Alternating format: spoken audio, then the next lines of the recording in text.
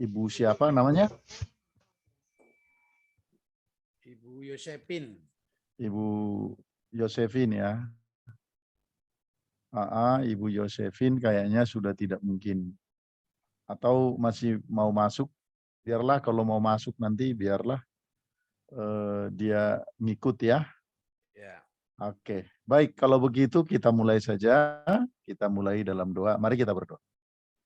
Bapak terima kasih, kami bersyukur malam ini Tuhan pertemukan kami kembali dalam kasih-Mu untuk kami saling melengkapi, saling memberi masukan, saling menerima melalui perkuliahan kami malam hari ini. Kami mohon Tuhan hadir tengah-tengah kami, mencurahkan berkat-Mu bagi kami. Terima kasih Bapa, dalam Kristus Yesus Tuhan kami bersyukur, kami berdoa, haleluya. Amin. Amin. Oke, baik Bapak-Bapak sekalian, saya atur dulu materi kita.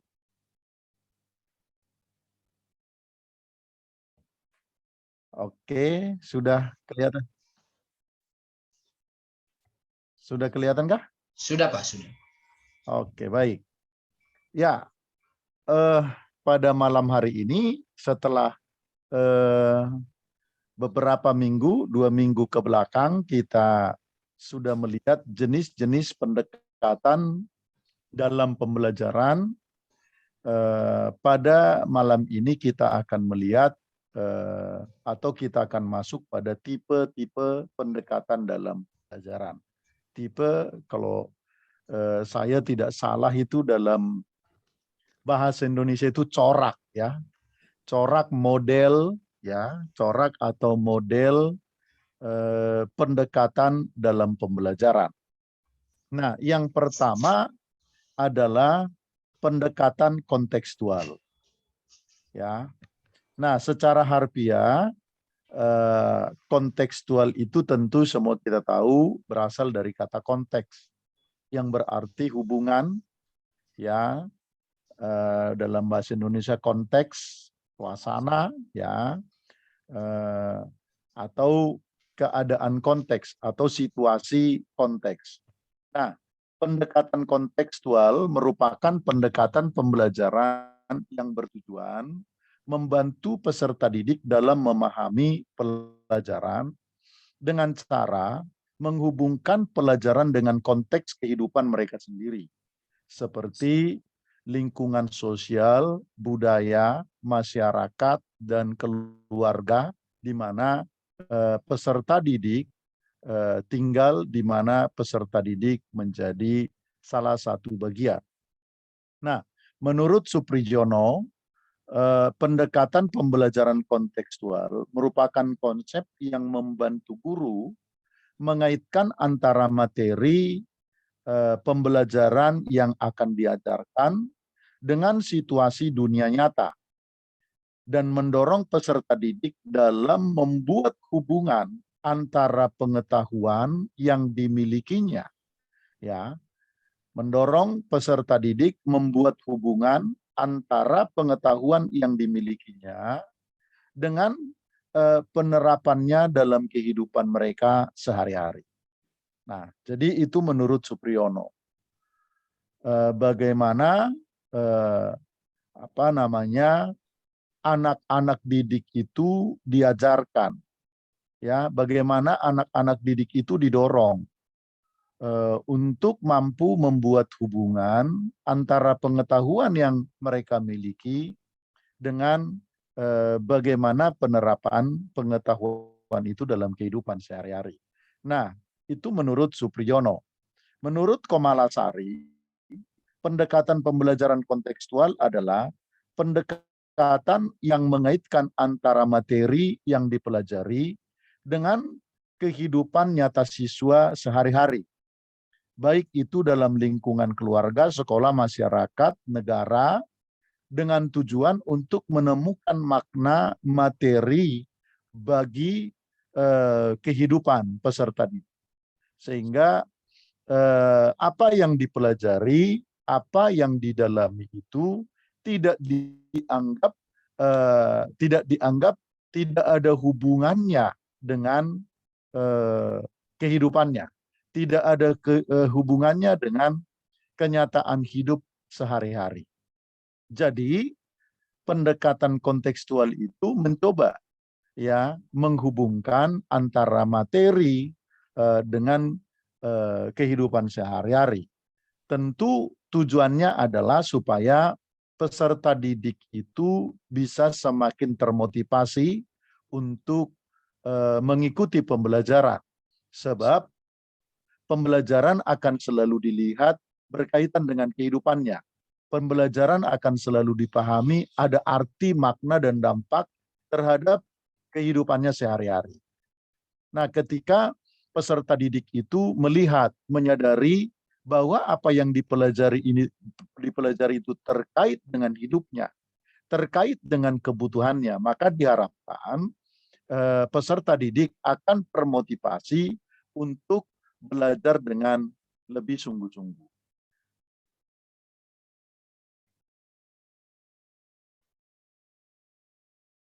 Nah, pendekatan kontekstual itu terdiri dari 8 karakteristik. Yang pertama, pendekatan kontekstual membuat hubungan menjadi penuh makna. Ya, menjadi penuh makna, hubungan antara guru dengan peserta didik, antara lingkungan dengan dirinya sendiri, antara situasi, kejadian, keadaan yang sedang terjadi. Ya, jadi selalu akhirnya peserta didik itu bisa menemukan makna di dalamnya. Jadi membuat segala keadaan, segala situasi itu dipandang dan dipahami selalu terkait dengan dirinya. Lalu kemudian tentu ada unsur kerjasama. Karakteristiknya itu pasti ada kerjasama karena memang terkait dengan kehidupan sehari-hari, terkait dengan konteks di mana peserta didik itu bisa belajar. Yang ketiga, melakukan kerja atau kegiatan yang signifikan. Jadi sudah pasti dalam pendekatan kontekstual itu apa yang dilakukan, kegiatan-kegiatan yang diselenggarakan itu selalu signifikan, selalu terkait, ya, selalu terkait dengan konteks, dengan keadaan.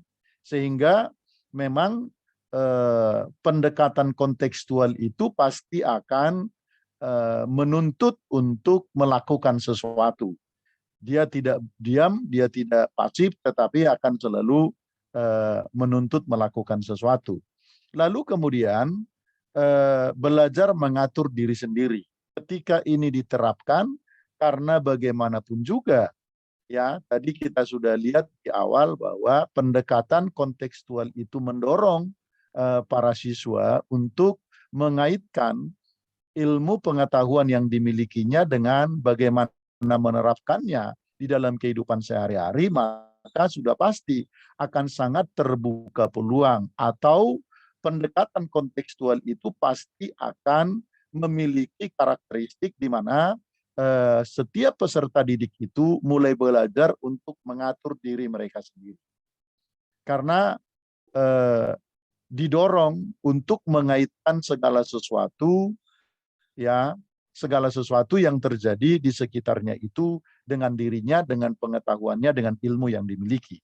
Lalu kemudian juga sudah pasti akan mendorong para peserta didik berpikir kreatif dan kritis.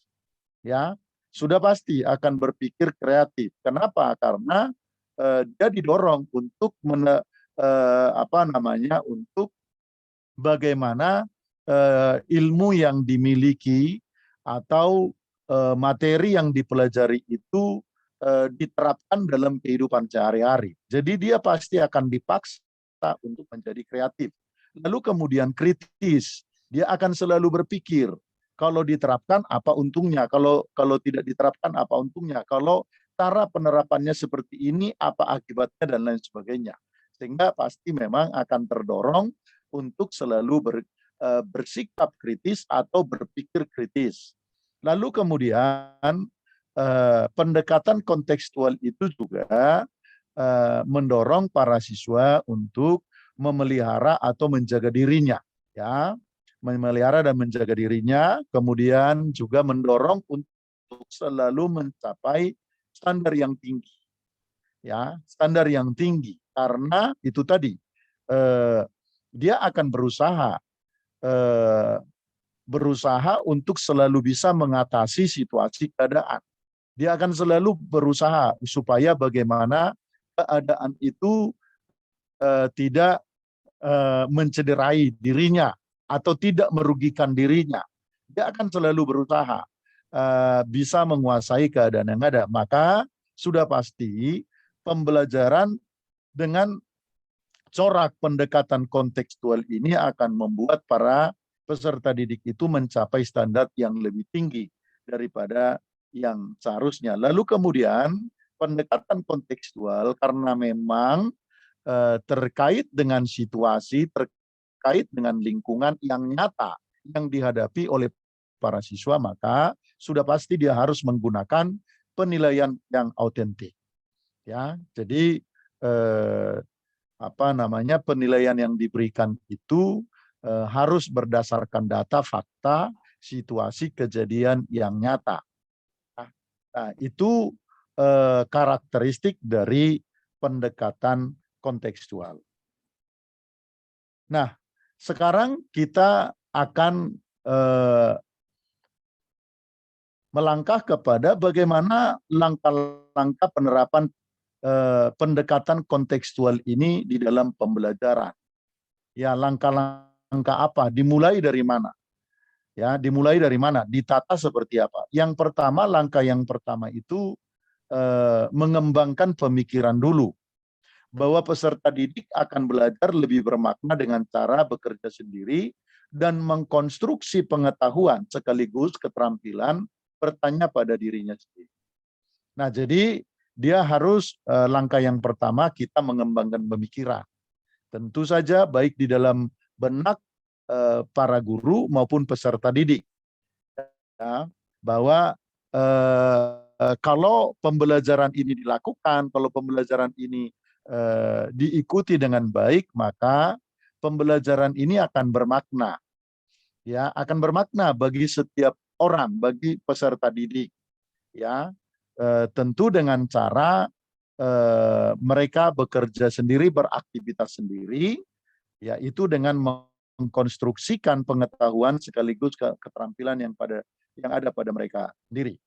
Lalu kemudian langkah yang kedua adalah melaksanakan kegiatan inquiry untuk semua topik. Lalu yang ketiga, mengembangkan sifat ingin tahu siswa dengan bertanya. Ya, mengembangkan sifat ingin tahu siswa dengan bertanya. Nah, itu langkahnya. Jadi langkah-langkah ini harus ada. Lalu kemudian yang keempat, menciptakan suasana belajar bersama. Harus diciptakan suasana belajar dalam kelompok atau dalam kebersamaan, ya. Lalu menghadirkan model sebagai contoh dalam pembelajaran. Model, ya, sebuah alat peraga, sebuah prototipe, ya. Kalau dalam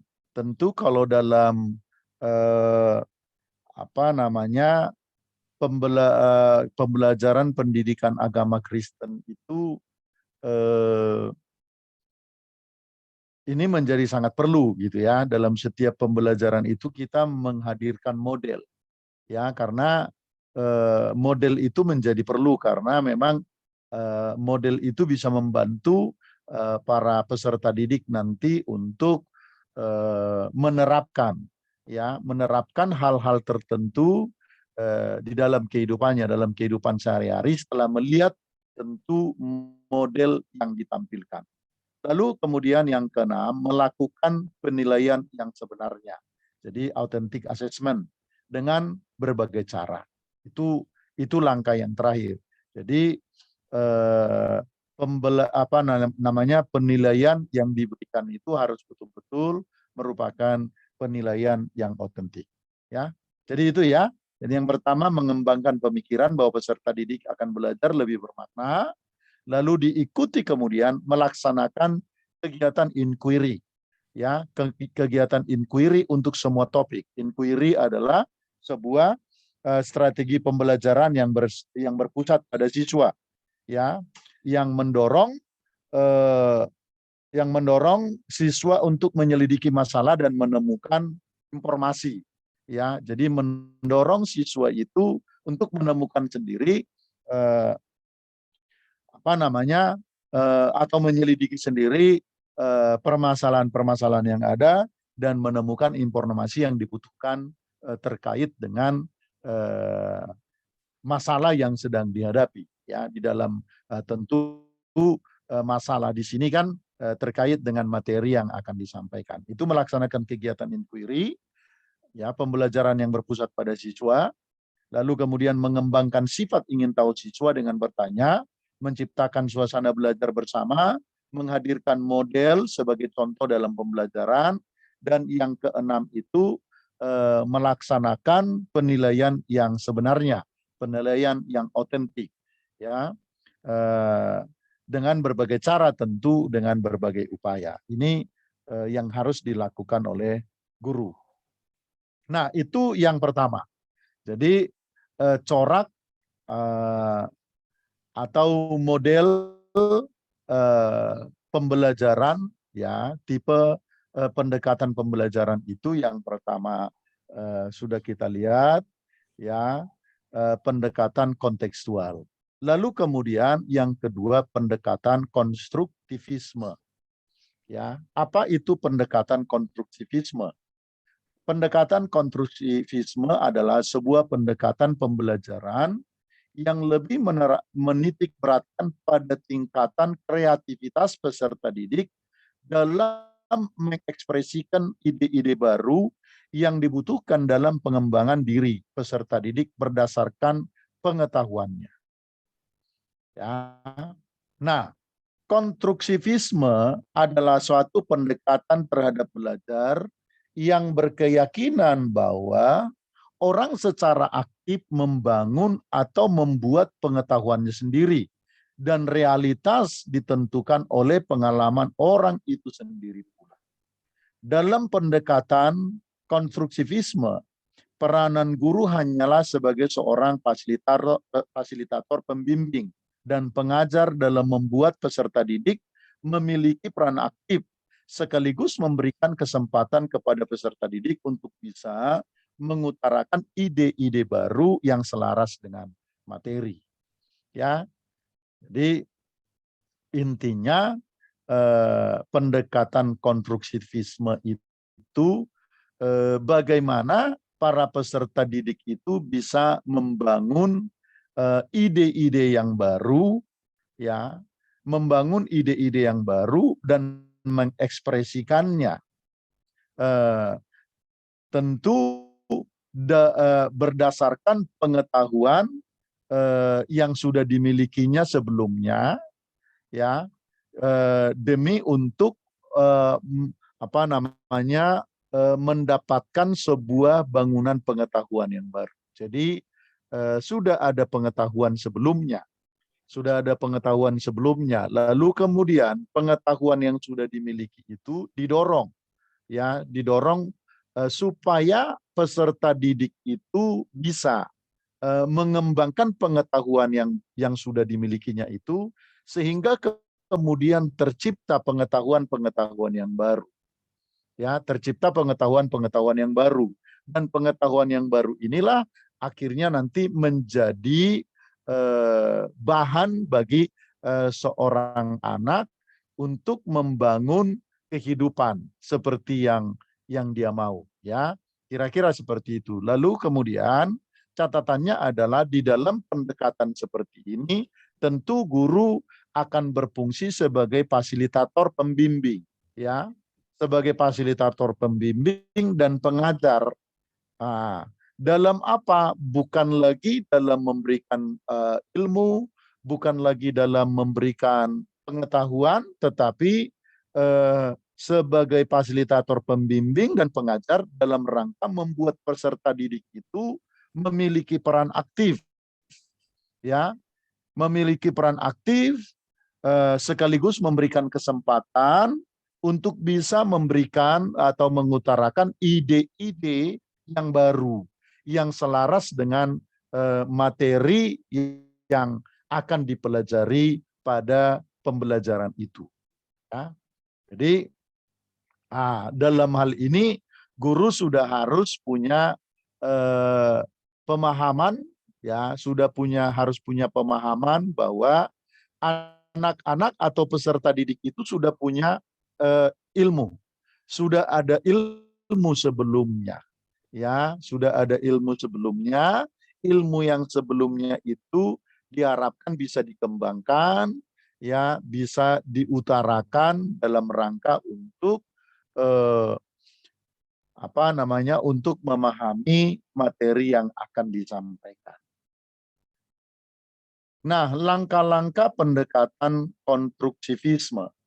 Tahap pertama, peserta didik didorong agar bisa mengemukakan pengetahuan awal tentang konsep yang akan dibahas. Ya, jadi itu langkah yang pertama. Ada materi yang akan disampaikan, yang akan dipelajari. Maka tahap pertama guru harus mendorong agar para peserta didik itu menyampaikan dulu, mengutarakan dulu apa yang dia ketahui, apa yang dia pahami terkait dengan materi yang akan dipelajari. Dalam hal ini tentu tidak terlalu menjadi persoalan apakah peserta didik itu, apakah konsep atau ide yang dimiliki oleh peserta didik itu adalah konsep atau ide yang benar terkait dengan materi yang akan disampaikan. Tidak terlalu persoalan, ya. Yang penting didorong dulu apa yang mereka ketahui tentang kasih, apa yang mereka ketahui tentang damai sejahtera. Karena barangkali pada hari itu kita belajar tentang kasih atau damai sejahtera atau mengampuni, ya, atau mengampuni. Nah, apa yang mereka pahami sebelum masuk kepada pembahasan materi atau penyajian materi, maka guru harus terlebih dahulu mendorong mereka apa yang mereka ketahui. Sekali lagi barangkali tidak benar, ya, tidak benar. Tetapi itu tidak menjadi soal karena yang terpenting itu para peserta didik sudah menyampaikan dulu apa ide, apa pengetahuan yang mereka miliki terkait dengan materi yang akan disampaikan. Nah, dalam hal ini jika perlu, guru memancing dengan pertanyaan tentang fenomena yang sering dijumpai sehari-hari oleh peserta didik dan mengaitkannya dengan konsep yang akan dibahas. Contohnya dalam pembelajaran pendidikan agama Kristen yang membahas contohnya salah satu topik mengasihi. Nah, fenomena-fenomena yang terjadi di sekitar siswa, di sekitar peserta didik yang mereka dengar, yang mereka ketahui, sedang terjadi, sedang menjadi pemahaman umum. Nah, ini bisa diangkat ke permukaan.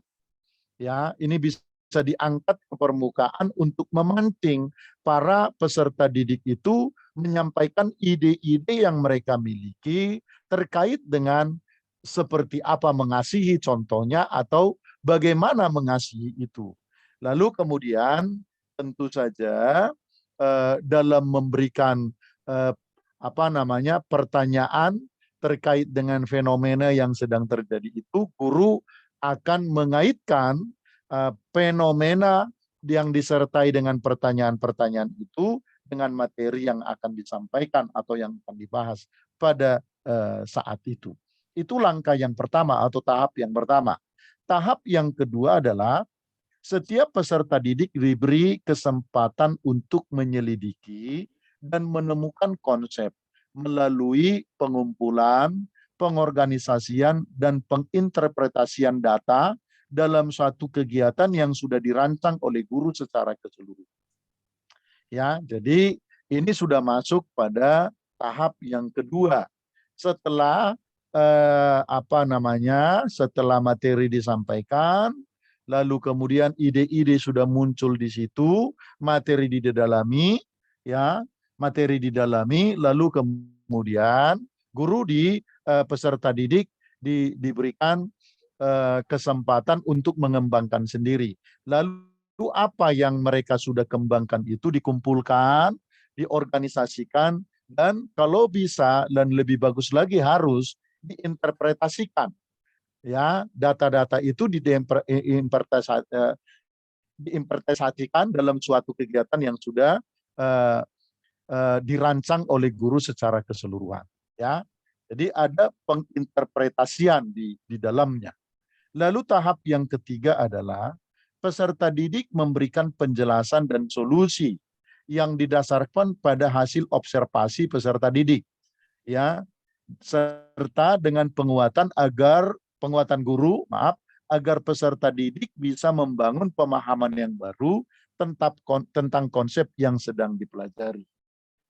Ya, jadi kalau tadi kita katakan materi kasih, lalu kemudian kita sudah kencing apa yang melalui fenomena yang terjadi, apa itu kasih, bagaimana mengasihi. Lalu kemudian materi disampaikan. Contohnya, materi disampaikan bahwa mengasihi itu mutlak, itu perintah Tuhan. Kalau ini dalam pendidikan agama Kristen. Masuk, lalu kemudian data-data yang muncul dalam kegiatan belajar itu dikumpulkan. Setelah itu diorganisasikan. Nah, lalu setelah diorganisasikan diharapkan bisa diinterpretasikan. Ya, kemudian tahap yang ketiga, peserta didik memberikan penjelasan dan solusi, ya, yang didasarkan pada hasil observasi peserta didik serta dengan penguatan dari guru agar peserta didik bisa membangun pemahaman yang baru tentang konsep yang sedang dipelajari. Ya, lalu akhirnya kenapa orang tidak mengasihi dan lain sebagainya, lalu itu semua dikumpulkan lalu diinterpretasikan oleh para siswa, nanti dengan bantuan guru, ya, dicarikan solusi apa kira-kira yang menyebabkan seseorang menjadi sangat sukar untuk mengasihi. Ini salah satu contoh. Oh ini, lalu bagaimana jalan keluarnya? Disinilah guru nanti akan memberikan penguatan-penguatan tertentu sehingga terkait dengan materi mengasihi, para siswa itu bisa membangun konsep yang baru, bisa membangun ide atau pengetahuan yang baru.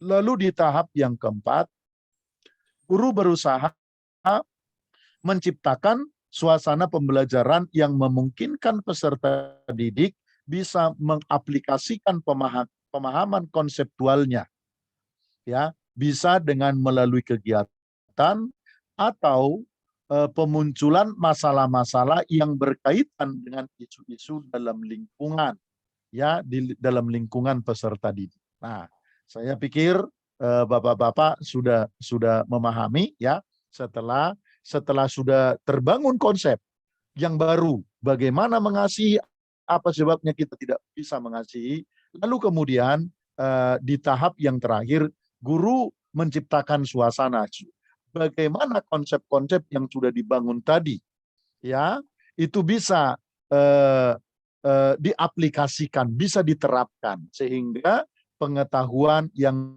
tadi sudah terbangun, ya, bisa dilengkapi melalui sebuah kegiatan atau barangkali melalui sebuah pemunculan isu-isu atau masalah-masalah yang baru yang berkaitan dengan materi itu.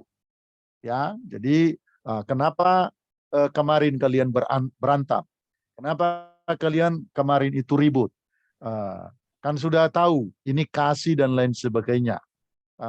Sudah tahu cara mengasihi, bagaimana kita harus mengasihi, kenapa kita harus mengasihi dan lain-lain. Lalu dimunculkan ada persoalan baru. Persoalan baru apa? Kemarin kenapa kalian berantem? Kenapa kalian ribut? Kenapa hari ini yang ini diam-diaman dengan yang ini? Apa sebabnya? Dan lain sebagainya. Lalu kemudian tentu saja nanti apa yang dipelajari itu diminta untuk diaplikasikan. Bagaimana mengasihi orang yang bersalah kepada kita, bagaimana mengasihi sesama kita. dengan tulus. Nah, kira-kira itu rekan-rekan sekalian ya, tahap-tahap atau langkah-langkah dalam pelaksanaan pendekatan konstruktivisme dalam sebuah pembelajaran. Nah, yang ketiga kita akan melihat tipe-tipe pendekatan pembelajaran ya. Setelah kita melihat tadi kontekstual, lalu kemudian kita sudah melihat ya kontekstual, terus konstruktivisme, lalu kemudian kita akan melihat yang ketiga itu adalah pendekatan deduktif. Nah, pendekatan deduktif merupakan penalaran yang berbentuk teoritis menjadi realitas, atau bisa dikatakan penalaran dari hal yang bersifat umum kemudian diarahkan menjadi hal yang bersifat khusus. Setiosari menyatakan bahwa berpikir deduktif merupakan proses berpikir yang didasarkan pada pernyataan-pernyataan yang bersifat umum ke hal-hal yang bersifat khusus dengan menggunakan logika tertentu. Ya, dengan menggunakan logika tertentu. Nah, kalau hujan deras akan terjadi banjir. Gitu. Jadi kalau hujan deras, kalau hujan deras maka bumi akan tergenang. Itu sudah pasti. Itu penalaran umum. Ya, di mana-mana akan terjadi genangan. Akan terjadi genangan. Lalu kemudian menjurus kepada dari genangan akhirnya sungai-sungai meluap. Sungai-sungai meluap itu bisa akhirnya menyebabkan banjir. Banjir bisa menyebabkan persoalan-persoalan yang lain. Jadi menarik dari yang pengetahuan yang bersifat umum sampai akhirnya nanti kepada pengetahuan yang bersifat khusus, ya, bersifat khusus. Lalu akhirnya nanti kemudian kita belajar tentang bagaimana mengantisipasi, bagaimana langkah-langkah kalau terjadi banjir, apa yang dilakukan oleh seseorang. Jadi ditarik dari yang umum terus sampai kepada yang khusus. Sebetulnya tujuan materinya adalah contohnya mitigasi banjir. Contohnya itu mitigasi banjir. Nah, tetapi sebelum masuk kepada mitigasi banjir atau mitigasi bencana alam yang mungkin materi yang akan disampaikan, dia ditarik dulu dari pengetahuan yang umum. Ya, banjir. Kalau hujan deras, air di mana-mana tergerang, air tidak tertampung, lalu akan jatuh ke sungai, sungai sudah penuh, air akan kembali, lalu akan terjadi banjir. Nah, itu terus digiring sampai akhirnya apa yang harus dilakukan oleh setiap orang jika banjir, apa yang harus dipersiapkan ketika melihat tanda-tanda, contohnya hujan sudah sangat begitu deras, curah hujan sudah sangat begitu banyak. Nah, itu diajarin, dibukakan. Sehingga memang tujuannya kepada hal yang khusus, yaitu terkait dengan mitigasi mitigasi banjir, tetapi memang sudah ditarik dari pengetahuan umum sampai kepada pengetahuan yang khusus. Nah, langkah-langkah pendekatan deduktif. Tahap pertama, guru memilih konsep, prinsip atau aturan yang akan disajikan. Ya, sudah dipilih konsep, prinsip atau aturan yang akan disajikan. Nah, kalau untuk menghadapi banjir, ketika banjir terjadi, apa yang harus dilakukan untuk penyelamatan diri? Ada langkah-langkah, ada aturan. Nah, sudah disajikan dulu, gitu ya. Nah, sudah ada penyajian itu. Lalu tahap kedua, guru menyajikan aturan atau prinsip yang bersifat umum, lengkap dengan definisi dan buktinya, gitu ya, dan bukti-buktinya. Kemudian tahap yang ketiga, guru juga menyajikan contoh-contoh khusus agar peserta didik dapat menyusun hubungan antara keadaan khusus dengan aturan dan prinsip-prinsip umum. Ya, keadaan khusus. Jadi dia sudah bisa menghubungkan. Kalau curah hujan sudah seperti ini, kalau sudah mulai lihat genangan di mana-mana gitu. Ya kan? Genangan di mana-mana dia sudah bisa nanti menghubungkan. Oh, ini yang harus dilakukan. Orang harus mulai bersiap-siap ini dan itu dan lain sebagainya. Nah, kira-kira seperti itu. Lalu tahap yang keempat, guru menyajikan bukti-bukti sebagai penunjang ataupun penolakan dari kesimpulan bahwa keadaan khusus itu merupakan gambaran dari keadaan umum. Ya, nah tentu saja juga memang tidak selalu bahwa kalau terjadi hujan deras akan terjadi banjir. Kalau terjadi banjir tidak selalu akan contohnya akan merugikan dan lain sebagainya. Jadi ini juga harus ada sehingga murid-murid itu, peserta didik itu juga akhirnya bisa memilah pengetahuan-pengetahuan yang harus dimiliki dan harus dipahaminya dengan baik. Nah, itu pendekatan deduktif. Sekarang kita melihat pendekatan induktif. Apa itu pendekatan induktif? Pendekatan induktif merupakan model pendekatan dalam pembelajaran yang digunakan untuk menyusun logika dan penalaran dalam membangun sebuah ilmu pengetahuan dengan menjelaskan argumentasi ilmu pengetahuan tersebut dari khusus ke umum. Ya, dari khusus ke umum. Nah, kembali lagi contohnya mitigasi banjir tadi. Ya, mitigasi banjir. Kenapa terjadi banjir? Nah, apa yang harus dilakukan? Apa yang akan terjadi ketika banjir terjadi? Apa yang akan dialami oleh semua orang ketika terjadi banjir? Akan dirugikan. Banyak sekali dampak-dampaknya yang harus ditanggung oleh orang. Nah, itu pengetahuan khusus. Lalu nanti diharapkan dari pengetahuan khusus itu nanti akan naik kepada pengetahuan umum. Contohnya bagaimana mencegah banjir. Mencegah banjir bukan hanya sekedar memperbaiki saluran air, bukan hanya sekedar bagaimana menjaga, membangun beton dan lain sebagainya, membangun pengaman supaya tidak terkena dampak banjir, tetapi barangkali nanti akan naik ke lebih tingkatan yang lebih umum supaya banjir nggak terjadi. Ya tahu supaya banjir nggak usah terjadi, supaya orang nggak capek. Yuk, contohnya kita buang sampah sembarangan. Ayo kita mengurangi emisi karbon. Ayo kita pelihara lingkungan. Ayo jangan kita tebangi pohon-pohonan dan lain sebagainya. Jadi dari yang khusus tadi masuk kepada pengetahuan yang umum. Oh iya, ini masalahnya adalah banjir. Tetapi banjir ini ternyata terkait dengan banyak hal.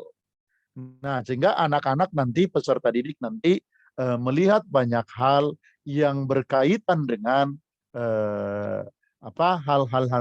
hal-hal yang khusus yang sudah dipahaminya. Kalau banjir yang nggak enak ya, gitu. Kita harus mengungsi.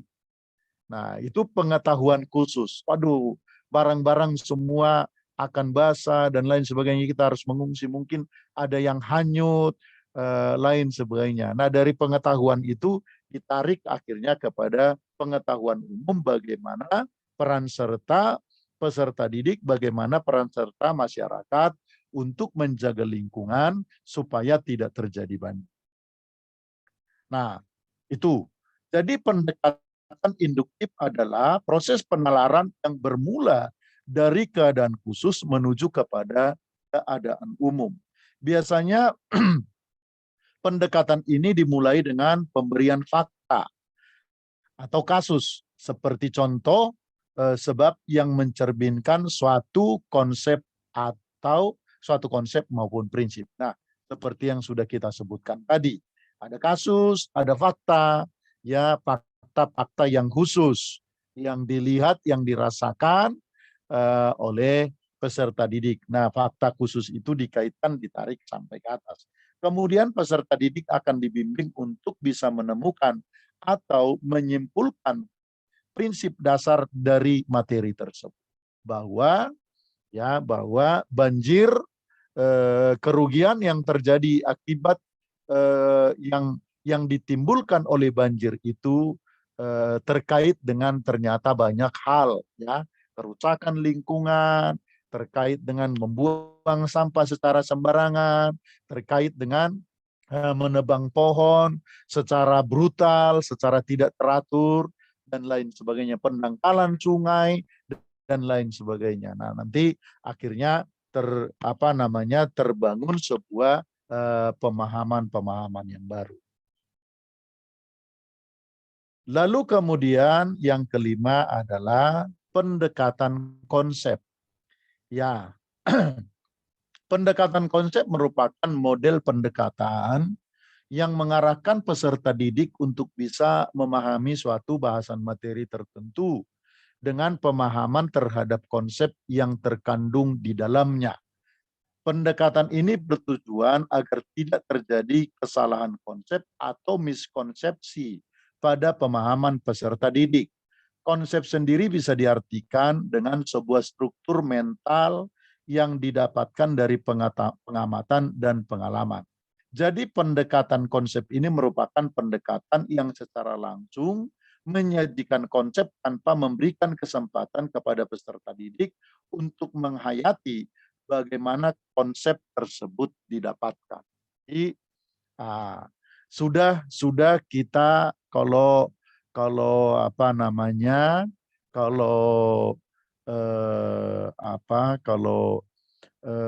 sebuah masakan gitu, ya, sebuah masakan sudah langsung kalau mau masak mie ayam, apa yang harus disajikan, bagaimana cara membuatnya, sudah langsung ada konsep. Nah, tidak perlu dijelaskan kenapa harus seperti itu, dari mana, apa alasannya, tapi sudah langsung diberikan konsep. Ini loh yang memang harus dilakukan.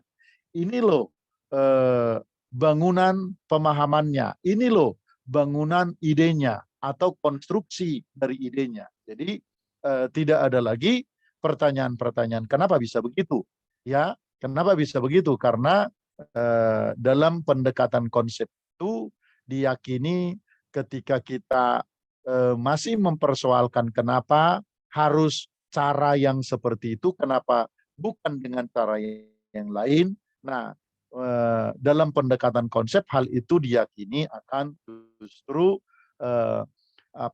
memperlebar pembahasan sehingga tujuan dari sebuah materi disajikan itu dianggap tidak bisa tercapai dengan maksimal. Karena itu dia hanya akan memberikan konsep semata. Nah, konsep ini diikuti, ya. Konsep ini diikuti karena apa? Konsep ini sudah terbukti manjur. Kira-kira seperti itu. Nah, seperti dokter memberikan obat, lalu dokter bikin ketentuan obat yang seperti ini harus dimakan sesudah makan, harus diminum sesudah makan 3 kali sehari, gitu. Kenapa sesudah makan? Tidak perlu dijelaskan. Kenapa harus 3 kali sehari? Kenapa bukan 2 kali? Kenapa bukan 3 kali? Kenapa bukan 4 kali? 4 kali. Nah, kira-kira seperti itu. Jadi konsep yang sudah matang itu diberikan dan tinggal dilakukan, tinggal diikuti, tinggal diaplikasikan, dan diharapkan para peserta didik itu bisa mengaplikasikan itu di dalam kehidupannya sehari-hari dan mendapatkan sebuah sebuah kegunaan, ya, sebuah dampak dari konsep-konsep yang sudah diberikan itu. Nah, langkah-langkah pendekatan konsep. Ya, dalam pendekatan konsep ini terdiri dari 3 langkah, yakni tahap pertama enaktik dimulai dari pengenalan benda konkret Lalu kemudian menghubungkan dengan pengalaman lama atau pengalaman baru. Yang ketiga, pengamatan dan penafsiran tentang benda baru. Ya. Nah, itu tahap pertama. Jadi pengenalan benda yang secara yang secara konkret. Ya, ini obat. Obat apa ini? Obat sakit kepala. Gitu. Obat sakit kepala. Nah, ini kalau orang sakit kepala minum ini. Lalu kemudian tahapan kedua simbolik, ya, atau diperkenalkan dengan simbol lambang kode seperti angka atau huruf, ya, membandingkan antara contoh dan non contoh untuk menangkap apa peserta didik cukup bisa mengerti akan ciri-cirinya, ya. Jadi ini obat sakit kepala, oh ini obat obat yang lain, lalu ditunjukkan kira-kira bagaimana kamu bisa membedakan. Kalau obat sakit kepala ini lambangnya gitu. Ini lambangnya. Ada angka-angka di situ, ada huruf-huruf. Lalu dia nanti akan diperbandingkan dengan contohnya obat yang berbeda gitu. Obat yang berbeda yang bukan obat sakit kepala, ya. Nah, lalu kemudian diharapkan dengan membuat perbandingan itu peserta didik itu bisa menangkap ciri-ciri dari obat yang sebenarnya, yang bisa dia pakai, yang bisa dia konsumsi, yang bisa dia minum, sehingga tidak salah. Lalu ya kalau sudah paham, sudah mengerti, ya sudah memberi sebuah nama atau istilah sekaligus definisi. Ya, sekaligus definisi. Oh iya, berarti ini.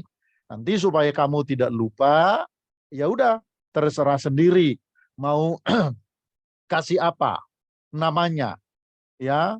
Mau kamu sebut apa, itu terserah. Tetapi tidak salah lagi.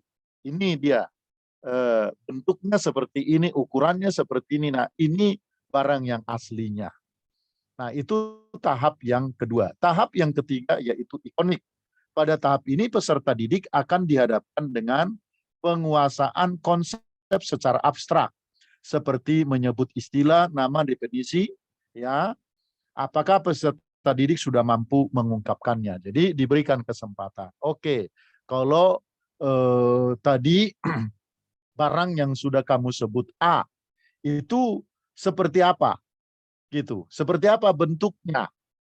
Tanpa ditunjukkan, oh bentuknya itu bulat, panjangnya segini, lalu istilah apa, lalu definisi apa yang patut diberikan kepada benda yang sudah ditemukan tadi, yang sudah dipahami tadi.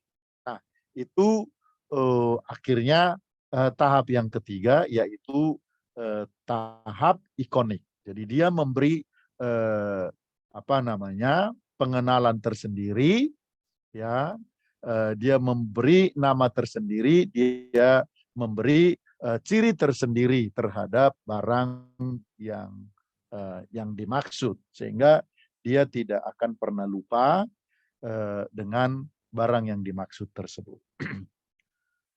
Nah, yang keenam adalah pendekatan proses. Pendekatan proses. Pendekatan proses merupakan satu pendekatan yang memberikan kesempatan kepada peserta didik dengan menekankan pada bagaimana bahan pelajaran itu diajarkan dan dipelajari. Nah, sehingga pendekatan ini lebih mengarah pada prosesnya. Pendekatan ini juga bertolak belakang atau kebalikan dari pendekatan konsep. Pendekatan keterampilan proses, ya, adalah pendekatan pembelajaran yang menekankan pada proses belajar mengajar yang menuntut aktivitas peserta didik dalam memperoleh pengetahuan, keterampilan, nilai dan sikap serta menerapkannya dalam kehidupan sehari-hari. Itu menurut Mulyasa. Jadi tadi pendekatan proses merupakan pendekatan yang memberikan kesempatan kepada peserta didik dengan menekankan pada bagaimana bahan pelajaran itu diajarkan dan dipelajari, sehingga pendekatan ini lebih mengarah pada prosesnya. Ya, nah bagaimana sebuah bahan pelajaran itu diajarkan dan dipelajari. Nah, itu jelas bertentangan dengan pendekatan konsep. Kalau pendekatan konsep tadi sudah diberikan, ya konsepnya seperti ini. Nah, kalau ini kebalikannya. Bagaimana sebuah konsep itu diajarkan, bagaimana sebuah konsep itu dipelajari. Oke. Nah, yang ketujuh adalah pendekatan open-ended.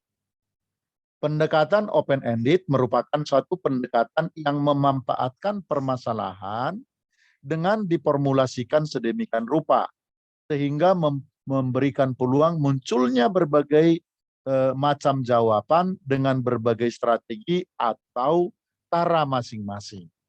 Ya, jadi pendekatan yang memanfaatkan permasalahan yang diformulasikan sedemikian rupa, yang dirancang, yang dibentuk sedemikian rupa sehingga memberikan peluang munculnya berbagai macam jawaban dengan berbagai strategi atau berbagai cara masing-masing peserta didik dalam mendekati permasalahan yang ada.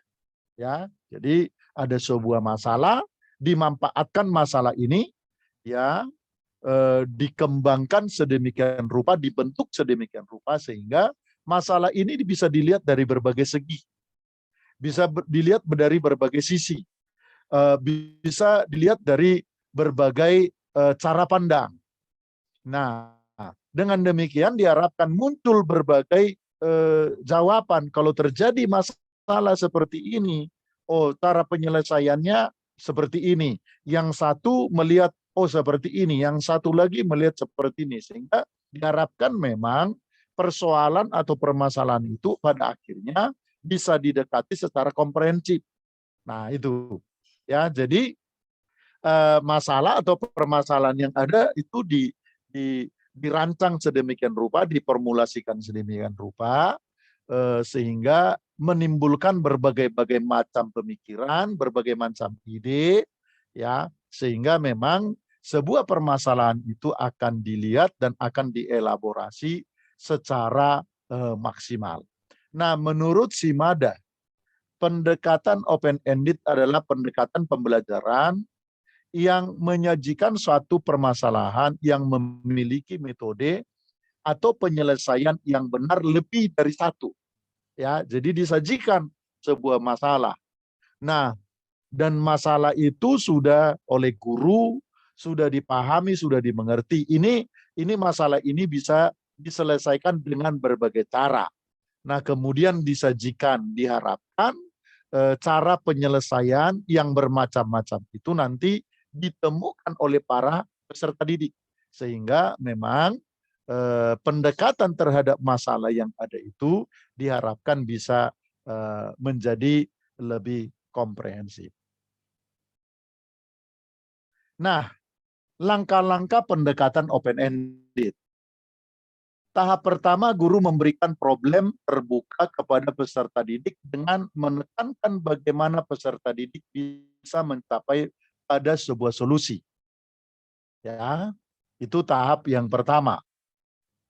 Lalu tahap yang kedua, guru membimbing peserta didik untuk bisa menemukan pola dalam mengkonstruksi permasalahannya sendiri. Tahap yang ketiga, membiarkan peserta didik memecahkan masalah dengan berbagai macam penyelesaian dan jawaban yang beragam. Tahap yang keempat, guru meminta peserta didik untuk memberikan penjelasan akan hasil temuannya.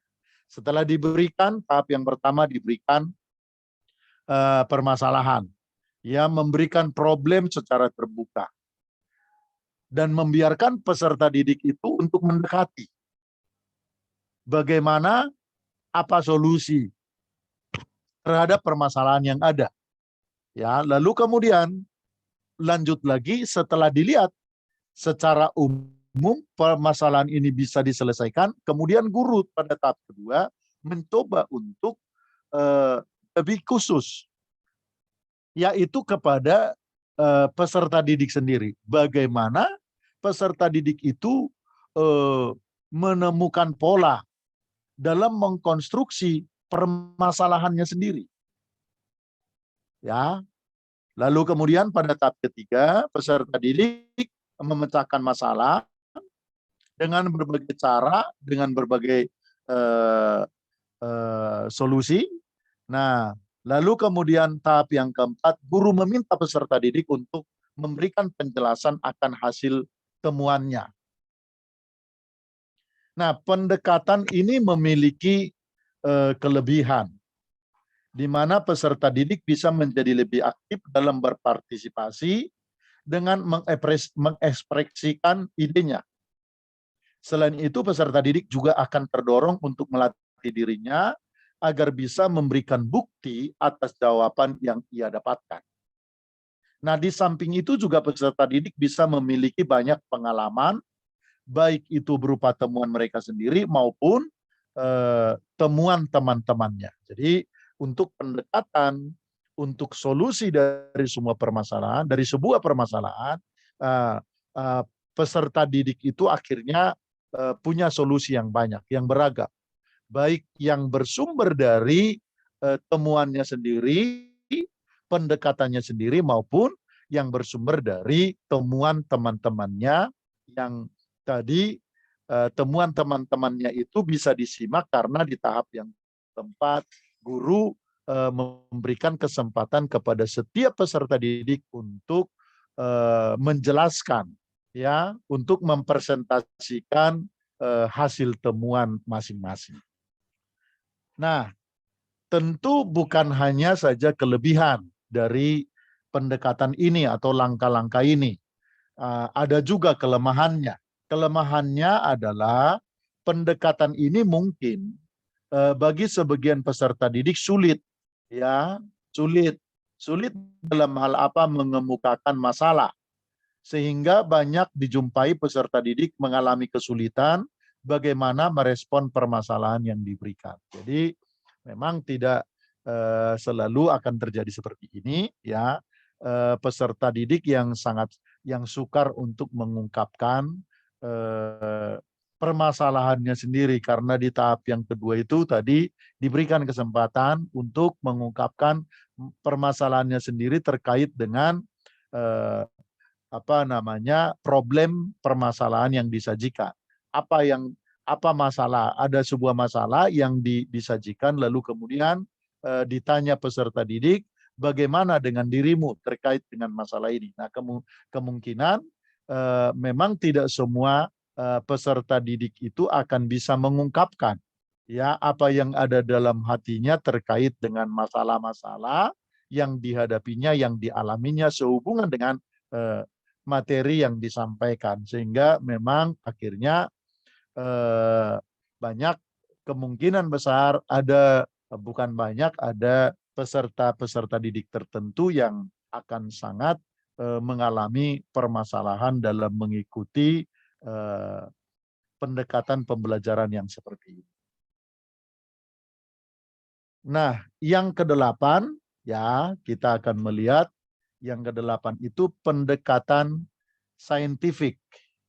Nah, pendekatan saintifik adalah proses pembelajaran yang dirancang sedemikian rupa agar peserta didik secara aktif mengkonstruksi konsep, hukum, atau prinsip melalui tahapan-tahapan mengamati, merumuskan masalah, mengajukan atau merumuskan hipotesis, mengumpulkan data dengan berbagai teknik, lalu menganalisa data, menarik kesimpulan, dan mengkomunikasikan konsep, hukum, atau prinsip yang ditemukan.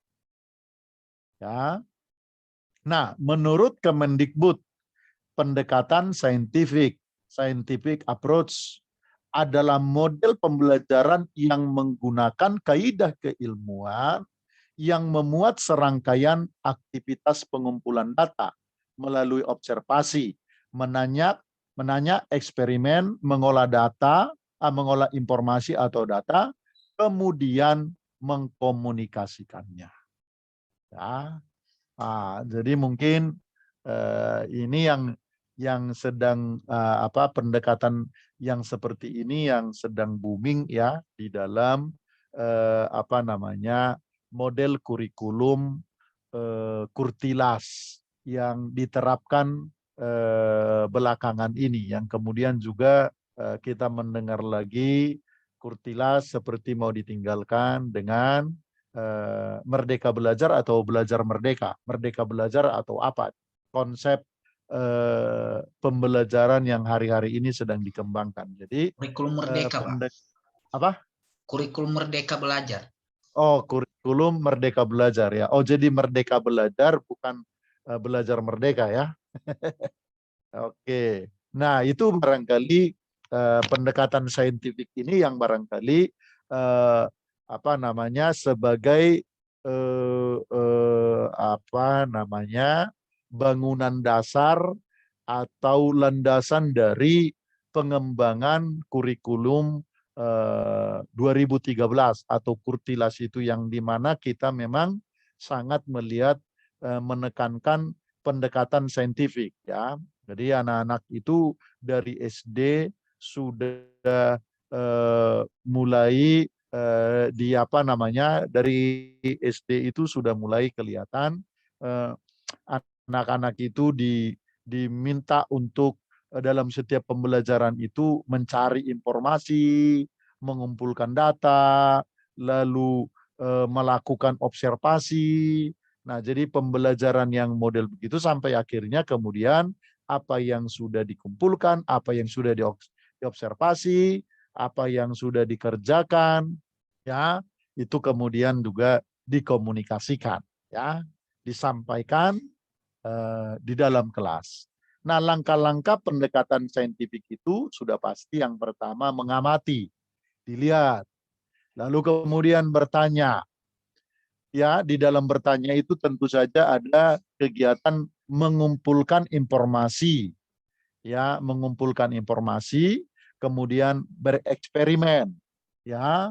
Lalu kemudian juga setelah itu, setelah ada eksperimen, lalu data informasi yang ada, lalu kemudian diolah sedemikian rupa, lalu mengasosialisasikannya, kemudian juga pada akhirnya sampai kepada tahap yang terakhir, yaitu mengkomunikasikan, disampaikan, ya.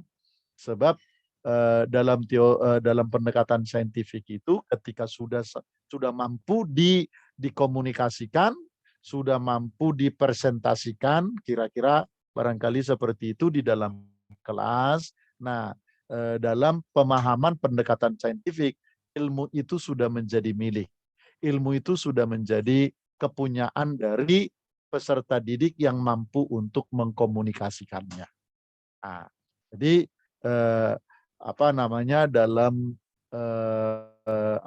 dalam pemikiran dasar dari pendekatan saintifik itu, sebuah ilmu itu benar-benar bisa sudah dipahami, sudah dimengerti ketika ilmu itu sudah bisa dikomunikasikan, tentu berdasarkan pengamatan, pengolahan data, eksperimen, percobaan, dan lain sebagainya.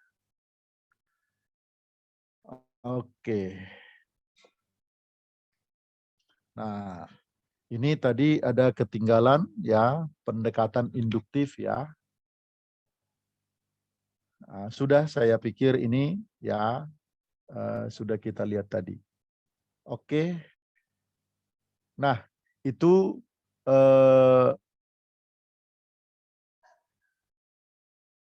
barangkali yang bisa saya paparkan pada kesempatan ini. Ini tadi agak itu ya, ada lari ini tadi ini ya.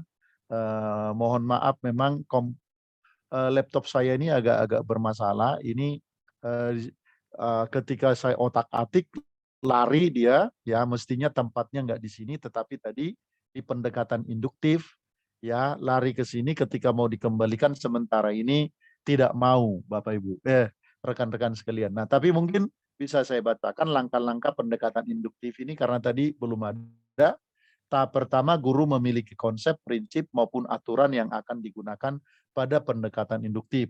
Lalu tahap kedua, guru memberikan contoh-contoh khusus, baik itu berisi konsep, prinsip, maupun aturan yang memungkinkan peserta didik bisa memperkirakan, ya, atau bisa membuat sebuah hipotesis yang bersifat umum yang terdapat dalam contoh-contoh tersebut. Lalu tahap ketiga, guru juga memberikan bukti-bukti berupa contoh tambahan sebagai penunjang ataupun menyangkal hipotesis tadi atau perkiraan awal tadi. Lalu yang keempat, tahap yang keempat, guru menyusun pertanyaan mengenai sifat umum yang sudah terbukti berdasarkan langkah-langkah sebelumnya. Nah, yang terakhir, apa sih tujuan dan fungsi pendekatan pembelajaran? Kenapa pendekatan pembelajaran ini perlu dilakukan? Apa sih tujuannya dan apa sih fungsinya? Nah, kita harus memberikan beberapa catatan. Yang pertama, tujuan dan fungsi dari pendekatan pembelajaran itu diantaranya adalah menjadi penilai sekaligus mengevaluasi hasil-hasil dari pembelajaran yang telah dicapai. Ya, jadi pendekatan itu menjadi penilai sekaligus pengevaluasi, yang mengevaluasi. Lalu kemudian sebagai pedoman umum dalam menyusun tahapan-tahapan pada metode pembelajaran yang akan digunakan. Ya, pendekatan pembelajaran ini perlu kita pelajari agar menjadi pedoman, ya pedoman umum bagi kita dalam menyusun tahapan-tahapan pada metode pembelajaran yang akan kita gunakan. Kemudian akan menunjukkan kepada kita garis-garis rujukan dalam perancangan pembelajaran. Yang berikutnya menganalisa masalah-masalah yang terjadi pada saat pembelajaran karena sangat penting. Ya, dengan apa kita menganalisa? Dengan apa kita mendekati masalah-masalah yang terjadi di dalam proses pembelajaran yang kita ampu. Nah, pendekatan-pendekatan inilah menjadi salah satu alat kita, alat ukur kita. Ya, berdasarkan pendekatan-pendekatan inilah kita bisa menganalisa apa yang kurang, apa yang lebih, apa yang masih harus ditambahkan atau yang masih harus dikurangi dalam setiap proses pembelajaran yang kita ampu. Lalu kemudian membantu guru dalam penilaian dari hasil penelitian dan pengembangan yang sudah dilakukan. Nah, itu kira-kira rekan-rekanku sekalian, materi yang sekali lagi yang bisa saya paparkan di tengah-tengah kita pada pembelajaran kita kali. Oke, saya memberikan kesempatan kepada kita seperti biasa untuk kita berdiskusi. Ya. Ya Pak, suara saya jelas Pak? Jelas sekali Pak. Saya stop dulu itunya ya, materinya ya Pak. Oke Pak. Oke. Ya, silakan Pak. Ya, ini waduh saya jadi semangat ini lihat apa yang Bapak paparkan ini.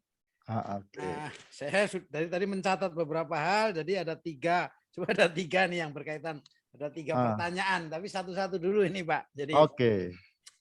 Ya, yang pertama saya ini kan aktifnya di penggiat anak Pak. Jadi mulai tahun 2003 lah setelah saya berhenti jadi kerja di perusahaan Sony ya. 2003 saya berhenti, lalu saya coba juga menulis beberapa buku yang sudah diterbitkan dari penerbit-penerbit di Indonesia. Nah, yang menarik ini kalau ingat-ingat tadi konsep buku yang saya tulis kok kayaknya ini campur baur ini pendekatan-pendekatan yang ada nih setelah tahu ini. Saya pikir kalau saya dulu nulis bukunya setelah tahu metode pendekatan ini mungkin konstruksinya menjadi lebih lebih rapi gitu ya. Oke, ya Pak. Ya. Ya. Nah, yang pertama pertanyaan saya ada satu tulis buku judulnya Metode 4M, Pak, cara mengajar kreatif dan menyenangkan di sekolah minggu ya. Itu buku cukup booming, cetak 4 kali di BPK Gunung Mulia. Jadi gitu. Ya. Nah, 4M ini tadi kalau saya lihat apa yang Bapak sampaikan itu memang poin-poinnya ada di sana, tapi menjadi di buku saya itu kok poin-poinnya sepertinya simpang siur, ada masuk di poin A, poin B ya. Jadi metode 4M saya itu saya hanya memotret bagaimana gereja selama ini melakukan pelayanan sekolah minggu. Biasanya itu kan hanya dilakukan pagi oleh orang-orang atau guru-guru sekolah minggu dengan metode misalnya menyanyi, menyampaikan firman Tuhan, lalu ditutup dengan doa begitu. Nah, lalu saya coba memotret itu, mengkonsepnya agar lebih tajam dengan metode 4M itu, yaitu M pertama itu menyambut anak-anak kira-kira. Oke, ya, oke. Kenapa anak-anak itu harus disambut? Karena ada anak yang datang sekolah minggu itu kan membawa permasalahan, kadang-kadang bangunnya terlambat, mungkin dimarahi mama papanya, ada anak baru sehingga malu-malu, maka kita perlu membuat sebuah kegiatan sebelum mulai ibadah itu, phase pertama itu menyambut mereka. Nah, di dalam phase menyambut ini saya ciptakan metode-metode untuk membuat anak-anak tertawa, gembira, happy, melupakan masalahnya dulu kira-kira gitu. Nah, setelah itu baru masuk ke M yang kedua, yaitu memuji Tuhan. Oke. Nah, memuji Tuhan itu juga perlu dipersiapkan dengan baik karena pujian itu juga tidak kalah penting dengan firman Tuhan gitu biasanya. Nah, nah di sekolah minggu biasanya pujian itu ditangani oleh yang tugas sendiri, beda dengan yang firman Tuhan gitu kan. Oke, ya. Sehingga seringkali terjadi kerancuan. Maka saya melihat fenomena misalnya gini, kadang-kadang nggak janjian Pak yang pimpin pujian dengan yang menyampaikan firman Tuhan. Nah, ini menjadi paradoks. Saya pernah menemukan begini, pujiannya disampaikan dengan bagus, semangat, gerakan, tetapi mengajarkan tentang ada lagu pujian, iblis adalah musuh kita, misalnya gitu kan. Nah, tujuannya apa? Melalui lagu ini, guru itu ingin menyampaikan bahwa kita harus melawan musuh kita, yaitu siapa? Iblis. Iblis, ya. Tapi karena nggak janjian, bagian yang bawa firman, kemudian dia menyampaikan pelajaran tentang kasih. Maka kita harus mengasihi musuh kita. Nah, ini kan paradoks, jadi bingung. Nah, makanya M yang ketiga itu menyampaikan firman Tuhan, lalu M yang keempat itu membuat aktivitas untuk memperkuat tadi otak kiri menjadi otak kanan. Jadi pembelajaran yang dilakukan itu supaya mendarat di dalam otak kita yang namanya long term memory, kira-kira gitu. Nah, lalu catatan terakhir saya, maka ketika mengajarkan sesuatu dari metode M1, 2, 3, dan 4, topiknya harus sama. Saya mengajarkan tadi tentang kasih, maka menyambutnya harus suasana kasih, ujiannya juga tentang kasih, firman Tuhannya tentang kasih, lalu aktivitas membuat alat peraga atau keterampilan tentang kasih, sehingga poin itu betul-betul tertanam. Nah, itulah konsep yang saya buat. Dan itu ternyata disambut juga oleh gereja-gereja mainstream cukup bagus. Nah, tadi melihat apa yang Bapak sampaikan, itu kayaknya wah ini perlu perbaikan besar-besaran nih, kan gitu. Pendekatan termasuk tadi prosesnya dan sebagainya gitu kan. Nah, bagaimana Pak? Apakah ini kan saya merasa kalau pendekatan tadi seperti yang Bapak sampaikan, mungkin metode 4M itu akan lebih tajam lagi. Tetapi apakah dengan metode yang tadi katakanlah pendekatannya sudah dimulai di poin 1, M1, ya, kemudian proses misalnya seperti konsep tadi, bagaimana supaya tidak terjadi miskonsepsi sudah mulai dimasukkan di poin 2 melalui pujian-pujian bahwa musuh kita itu harus jelas gitu ya. Yang dikasihi itu harus siapa? Kan gitu. Ya, ini saya pendekatan konsepnya tanpa sadar sebetulnya sudah ada, tapi cuma tidak dipertajam, Pak. Nah, itu Ya, pertanyaan saya yang pertama, Pak. Lalu ya, nanti ya, yang kedua itu berkaitan dengan ya. sebuah, ya mungkin itu dulu, Pak. Ya, Oke, silakan. ya betul Pak. Bagi saya sangat menarik. Saya ini jadi terdorong sekali ini pingin baca buku Pak Igrea ini. Saya kalau ada kesempatan nanti di toko buku di cetakan apa Pak? Gunung Mulia ya? BPK Gunung Mulia, Pak. Ya, BPK Gunung Mulia ya. Ya, ya, jadi mungkin saya tertarik ini, saya pikir nanti guru-guru sekolah minggu saya haruskan ini untuk punya buku ini ya.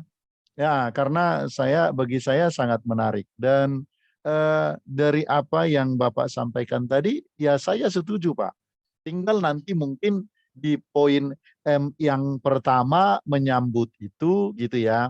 ya. Apalagi sih pendekatan apalagi sih Pak gitu yang perlu kita masukkan supaya lebih lebih apa namanya lebih komprehensif gitu ya, dan kita harapkan kan supaya lebih berdampak pada akhirnya.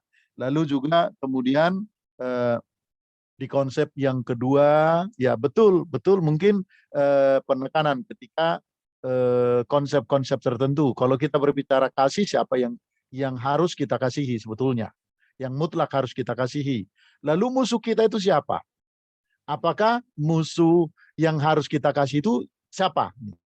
Jadi barangkali mungkin juga saya pikir barangkali hal sederhana, tapi banyak guru mungkin guru sekolah minggu atau bahkan kita mungkin ini kurang kurang paham selama ini, kurang sadar selama ini. Ya, jadi itu nyanyi kemudian itu lagu iblis adalah musuh kita dan harus kita kalahkan, kita injak-injak dia sampai tidak berdaya. Eh, ya kan? Kita lempar dia sampai kemana kan gitu. Nah dipraktekkan sampai anak-anak sekolah minggu injak-injak lantai itu diibaratkan iblis diinjak. Lalu kemudian betul, lalu firman Tuhan datang, kita harus mengasihi. Semua harus kita kasih, musuh-musuh kita harus kita kasih. Jadi memang betul Pak. Jadi saya pikir ini barangkali direvisi, ditulis Ulang apa ya. namanya, ditulis ulang, dimasukkan pendekatan-pendekatan ini, ya saya pikir akan lebih menggigit Pak. Ya, Siap, Pak. mudah-mudahan lebih memberkati banyak orang. Tapi saya secara pribadi sangat tertarik Pak. Ini nanti buku Bapak ini saya akan minta kepada guru-guru sekolah minggu saya sebab puji Tuhan juga pertemuan kita malam hari ini juga memberikan masukan kepada saya dan persisnya hari Minggu yang lalu sore saya bertemu dengan apa namanya pengurus-pengurus guru sekolah minggu saya gitu ya. Kita sedang berpikir bagaimana memulihkan kembali karena selama pandemi ini anak-anak sekolah minggu kita sudah kocar-kacir kemana-mana. Ya, hati kita ingin melayani, hati kita ingin merawat dan melawat mereka dengan baik, tetapi kan karena kondisi kita bertemu tidak bisa. Nah, hari-hari ini kita melihat saya dalam pertemuan minggu yang lalu, mudah-mudahan apa namanya pandemi ini sudah berakhir, anak-anak sekolah minggu sudah boleh kembali datang ke gereja, maka kita harus ada perbaikan-perbaikan dalam menyambut mereka, dalam melayani mereka. Nah, saya bersyukur malam ini saya dapat masukan ini, buku Bapak ini saya akan minta nanti guru-guru sekolah minggu supaya memilikinya. Ya, oke Pak, terima kasih Pak. Jadi saya pikir yang pertama itu ya mungkin di cetakan berikutnya Pak, karena biasa ya edisi apa namanya Revisi, revisi Pak. ya, edisi revisi dipertajam lagi sehingga barangkali bukan saja kepada anak-anak sekolah minggu Pak, tetapi juga mungkin juga nanti kepada guru-guru PAK gitu ya. Guru-guru PAK menjadi buku pegangan dari orang-orang yang mengajar di sekolah. Ya, Ya. itu Ya, kira-kira Pak. Pak. Ya, ya, sebelum ke Pak ini ada satu lagi, Pak. Ya, Ya, jadi oke, dulu itu silakan. sebetulnya konsepnya itu titik dasarnya itu saya melihat begini. Jadi Ya. Anak-anak itu adalah dunianya kan bermain sebetulnya kan itu konsepnya. Jadi Ya. nah waktu itu saya sempat juga ngajar di TK, jadi ternyata apa kalau sesuatu yang disampaikan dengan bermain itu menarik buat anak-anak. Nah, ketika anak-anak sudah tertarik itu mudah mengajarnya. Jadi saya punya kredo gini, buatlah anak-anak itu gembira maka dia akan melakukan apapun yang kita perintahkan, kira-kira Ya. gitu. Oke, Nah, oleh karena betul. itu saya selalu di dalam pelayanan membuat sesuatu, saya buat anak-anak tertarik dulu gitu ya. Ya. Nah, ketika mereka sudah happy, gembira, merasa kita sudah bisa memenangkan hatinya, membangun jembatan itu, maka kemudian firman Tuhan itu baru bisa mendarat dengan apa? Berkesan begitu ya. Ya. Nah, karena Oke. saya tertarik begini, Pak. Saya kok lihat lagu Balonku Ada 5 itu kok dinyanyikan. Saya tanya semua orang pasti hafal itu, Pak, gitu loh. Padahal itu kan dinyanyikan sudah puluhan tahun yang lalu kan waktu kita kecil gitu. Ya, ya, ya. Kenapa itu bisa tinggal di dalam memori yang disebut long memory gitu kan? Tinggal selama-lamanya di dalam hidup kita, hafal di luar kepala. Ternyata itu diajarkan dengan cara menarik, kejutan, gerakan dan sebagainya. Nah, makanya pelajaran-pelajaran yang kita berikan memang harusnya tinggal di dalam long term memory itu, Pak. Jadi itu konsep awalnya sebetulnya. Tapi dengan adanya ini nanti saya coba akan merevisi dengan mempertajam pendekatan-pendekatan itu. Yang kedua, Pak, saya pertanyaan yang ini. Nah, saya sempat juga ikut diminta waktu itu menyusun sebuah kurikulum di CBN ya, Cahaya Bagi Negeri. Itu yang Mark Clandon itu ketuanya itu bergerak di Superbook, Pak. Jadi kebetulan. Nah, saya mengerjakan modul Superbook namanya modul lanjutan, Pak. Misalnya modul 1 itu misalnya tentang kisah Naaman. Nah, Naaman di situ dia menceritakan tentang Naamannya. Nah, tetapi karena basic saya itu adalah penggiat anak, saya melihat satu sisinya, tapi tetap topiknya sama tentang Naaman. Tetapi saya melihat dari sisi anak kecilnya itu, misalnya gitu. Ya, pelayanan misalnya kan sebuah buku bisa dibedah dari sudut pandang yang berbeda-beda. Nah, jadi saya coba tidak membuat sesuatu yang baru. Saya hanya kisah-kisah Superbook yang sudah dibuat, saya coba bikin dari sudut pandang yang lain ya. Salah satunya tadi Naaman misalnya gitu. Nah, tapi cerita waktu awal dibuat film kartunnya, dibuat animasinya dari sudut pandang Naaman. Jadi saya coba menggali dari sudut anak atau anak kecil itu yang memberitahu pelayan Naaman. Nah, di Superbook itu ada 3 tokoh, Pak. Chris, Joy, dan Kismu. Nah, ini saya juga mendapat beberapa kritik dari gereja-gereja tua, hamba-hamba Tuhan, bahwa misalnya kok itu tokoh kartun Chris, Joy, dan Kismu bisa bercakap-cakap dengan Adam dan Hawa ya, padahal di Alkitab kan tidak ada gitu lah. Ya, ini nanti mungkin Bapak bisa memberikan pendekatan apa. Tetapi sebelumnya saya akan memberikan gambaran gini. Di Superbook itu kalau orang mau membedah dengan sungguh-sungguh 3 bagian. Jadi bagian pertama itu sebetulnya menampilkan tokoh anak sekarang lah, anak milenial. Namanya Chris, Joy, dan Kismu ini jago komputer, digital, dan sebagainya. Nah, 3 tokoh ini lalu biasanya ketemu masalah, Pak. Misalnya si Joy ini disuruh bapaknya suruh tunggu ruang kerjanya, nah gitu ya. Tapi enggak boleh masuk, harus di luar saja. Tapi mereka tidak taat. Nah, kemudian mereka masuk ke dalam. Ternyata di dalam itu ada peralatan canggih, mereka coba otak-atik jadi berantakan, ada robot jadi rusak dan macam-macam. Nah, kemudian gimana caranya memulihkan supaya ini, kenapa tadi kita diperintah kok nggak taat? Nah, kemudian timbul masalah, itu kan poinnya adalah tidak taat. Nah, tokoh Chris, Joy, dan Kismu ini tidak tahu menyelesaikan tentang ketidaktaatan. Maka dibuatlah film itu pergi ke waktu lampau. Mereka ketemulah sama Adam dan Hawa di sana. Bagaimana Adam dan Hawa tidak taat misalnya begitu ya. Lalu kenapa mereka tidak taat? Karena dosa dan sebagainya. Nah, oleh sebab itu mereka jadi tahu kenapa tadi Joy disuruh orang tuanya kok tidak taat. Nah, lalu solusinya apa? Solusinya hanya melalui siapa? Menerima Tuhan Yesus, pengampunan dan sebagainya.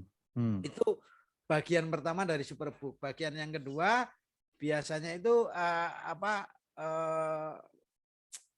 riwayat ya, riwayat yang berkaitan dengan tempat, misalnya Taman Eden ada di mana dan sebagainya itu kan, bukti-buktinya apa itu ditunjukkan di Superbook ya.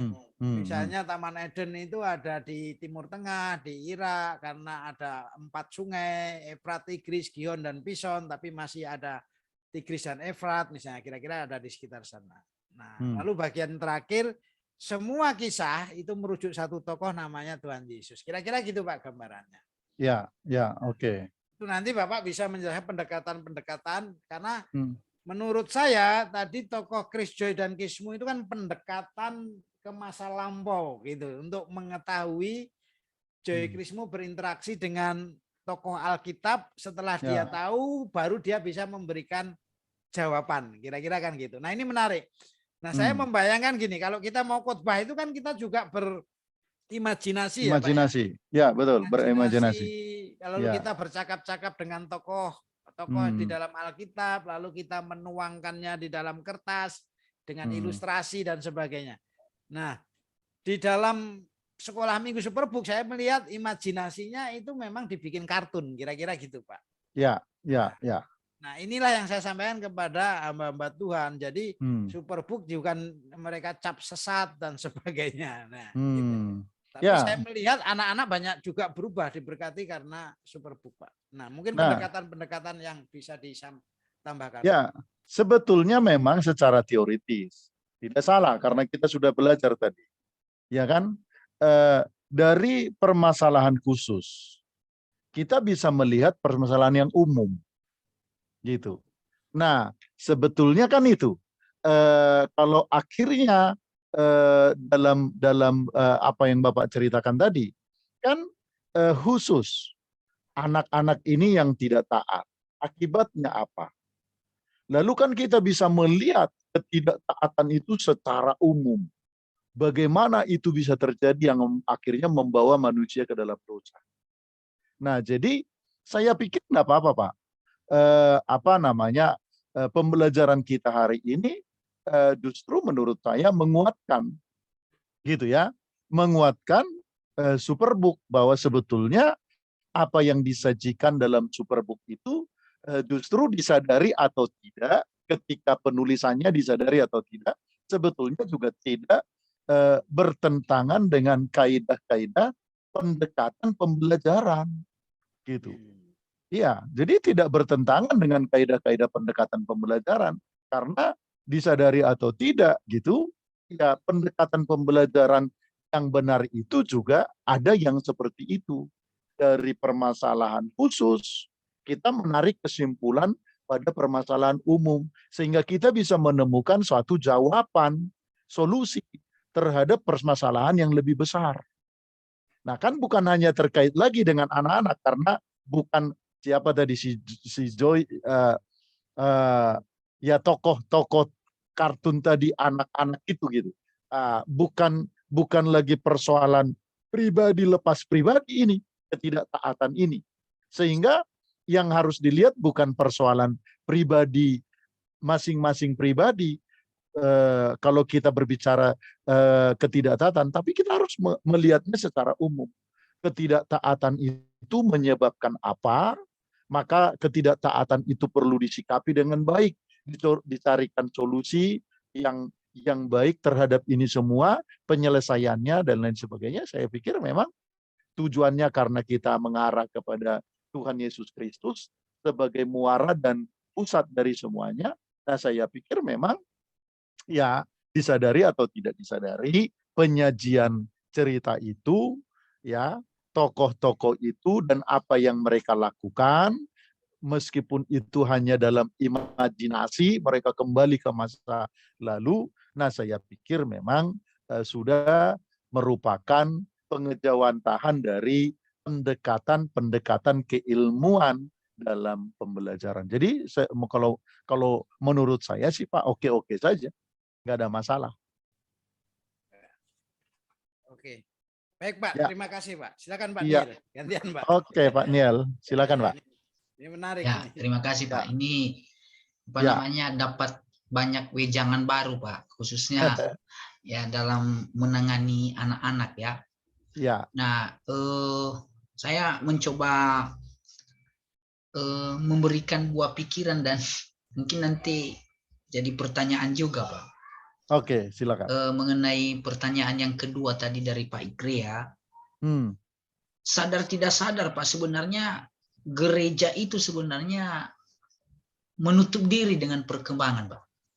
Yes. Jadi sepertinya merasa bahwa apa yang sudah kita capai sekarang ini itu sudah paling benar.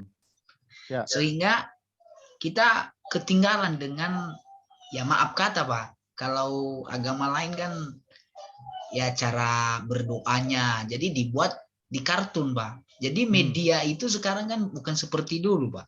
Ya. Nah media sekarang kan digital kan. Digital, jadi ya.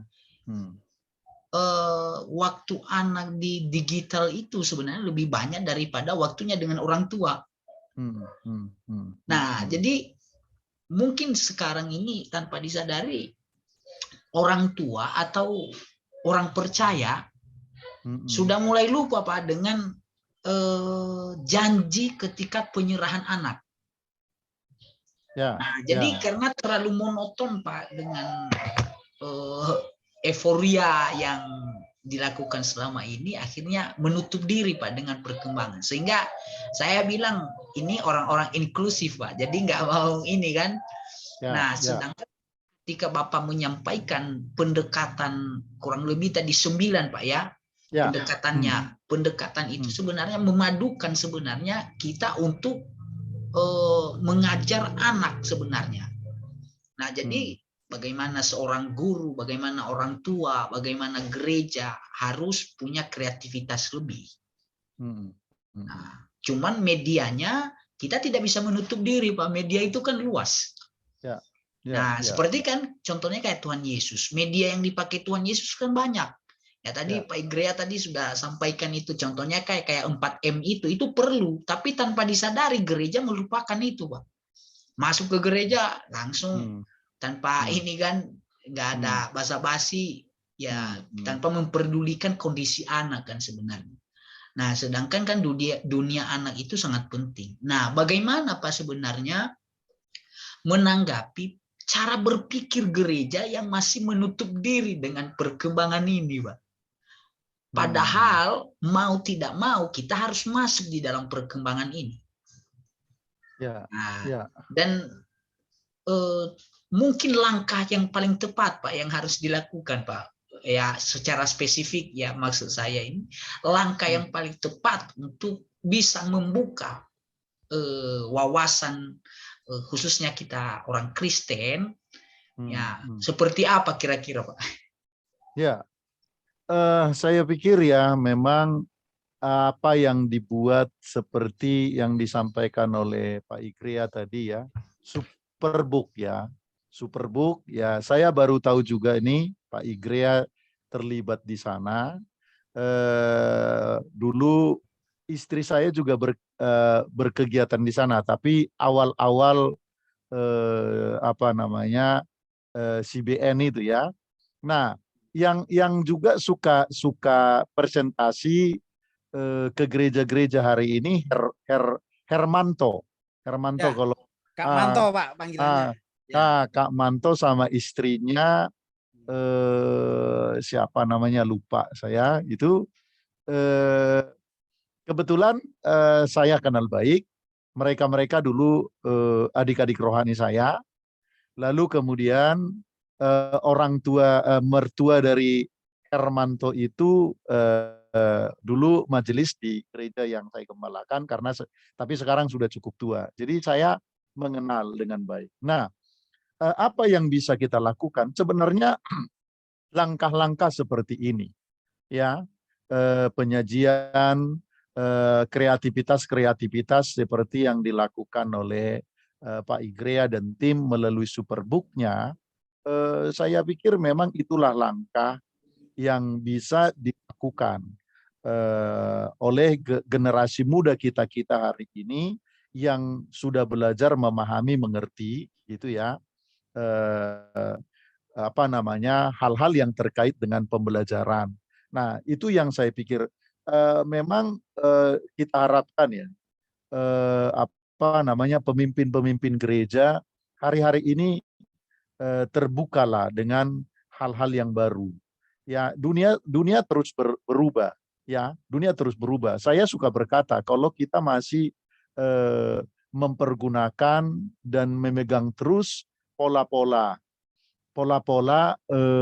yang dulu, gitu ya, pola-pola yang dulu itu kita akan ketinggalan habis. Saya suka mengkritik di sinode di mana saya sebagai pendeta, saya suka mengkritik. Contohnya saja, ini kan sudah sangat kalau pendekatan pembelajaran bagaimana menyajikan apa namanya, suasana sekolah minggu, pembelajaran ibadah sekolah minggu yang menarik berdasarkan teori-teori yang memang sudah teruji, teori-teori pembelajaran yang sudah teruji. Menurut saya memang ini hal yang sangat sukar. Maksud saya, jangankan untuk hal yang seperti ini. Kadang-kadang rekan-rekan sekalian terkait dengan gaya kepemimpinan pendeta-pendeta saja. Itu, waduh, itu begitu sangat sukar disadarkan. Kita ini apa namanya, banyak pemimpin-pemimpin gereja itu yang hanya hari ini masih duduk di Menara Gading, gitu ya, tidak keluar dari sana. Sementara model atau gaya kepemimpinan hari ini secara politik, gitu ya, saya suka berkata, wih, lihat itu Pak Jokowi belusukan, tidak duduk di belakang meja, ya kan gitu, tidak duduk di belakang meja. Ayo kita berubah. Nah, maksud saya, Bapak-bapak sekalian, ini saja begitu sangat sukar untuk dirubah. Ini saja begitu sangat sukar untuk dirubah. Apalagi menurut saya memang hal-hal yang memang membutuhkan pemikiran, yang membutuhkan penalaran, yang dimana orang perlu belajar, duduk manis, duduk diam. Nah, barangkali memang menjadi hal yang agak sulit ya, agak sukar diterima hari ini. Tetapi saya berharap kita tidak pernah menjadi apa namanya, kita tidak pernah menjadi putus asa. Saya pikir dengan gempuran perkembangan ilmu pengetahuan dan teknologi hari-hari ini, ya menurut saya mudah-mudahan ke depan generasi-generasi yang muda, yang seumuran dengan kita ini, mudah-mudahan ke depan ketika mereka sudah menjadi pemimpin-pemimpin gereja, hal-hal seperti ini bisa ditularkan. Jadi ya memang agak sulit Pak, tetapi ya caranya satu aja. Ya yuk kita berkreativitas terus menyajikan hal-hal yang baru yang bisa kita sajikan, dan saya terlalu percaya hal-hal yang baru yang kita sajikan itu lama-lama juga akan mempengaruhi sedikit demi sedikit. Kira-kira itu Pak Niel ya. Nah, kalau kita, ayo kita berubah, gampang sekali karena kita ketemu. Tetapi mereka, waduh, itu begitu sangat sukarnya, ya, begitu sangat sukarnya. Saya suka berkata hari ini saja, dengan kondisi keadaan yang Tuhan izinkan, COVID-19 seharusnya mengubah pola pikir, mengubah cara, mengubah gaya, mengubah pola dan lain sebagainya. Tetapi harus kita akui banyak juga yang sama sekali tidak bergeming, ya, sama sekali tidak bisa dipengaruhi, sama sekali tidak pernah merasa bahwa ada keharusan untuk berubah, ada keharusan untuk apa ya, untuk meninggalkan cara-cara yang lama. Kira-kira seperti itu, Pak. Satu lagi Pak, terakhir Pak. Oke, silakan Pak. Ya, ini jadi saya memang sering mengambil apa idiom-idiom maupun metode-metode dari dunia apa ya istilahnya marketing dan dunia sekuler, Pak, ya gitu. Ya. Ya, saya banyak belajar dengan Hermawan Kartajaya, Pak, sebetulnya. Itu jadi menarik.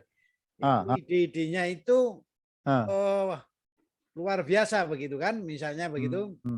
Itu kalau diterapkan di pelayanan itu juga menjadi sesuatu yang menarik. Ya, saya ada satu buku judulnya 100 Senjata Guru Sekolah Minggu itu. Nah, itu idenya dari buku marketing sebetulnya, 100 senjata marketing gerilya gitu kan. Ya, saya pikir kalau marketing aja punya 100 senjata nih, kenapa guru nggak punya senjata nih? Nah, senjatanya apa? Ya, saya lihat ya salah satunya jangan datang terlambat, itu ya senjata berikutnya berpakaian yang sopan, mempersiapkan dan seterusnya. Kurang lebih ada 100 senjata lah itulah kira-kira. Ya. Oke. Nah, ide-ide itu muncul ketika saya belajar di dunia marketing ya. Jadi, nah dulu kan kita mengenal namanya analisa SWOT gitu ya. Ya, oke. Nah, itu kan sudah menurut dunia marketingnya Pak Hermawan itu sudah ketinggalan, Pak, katanya begitu, karena opportunity itu sudah nggak bisa dihitung. Ini sekarang dunia itu kesempatannya berubah dengan cepat, hitungannya bahkan menit, Pak, katanya begitu ya.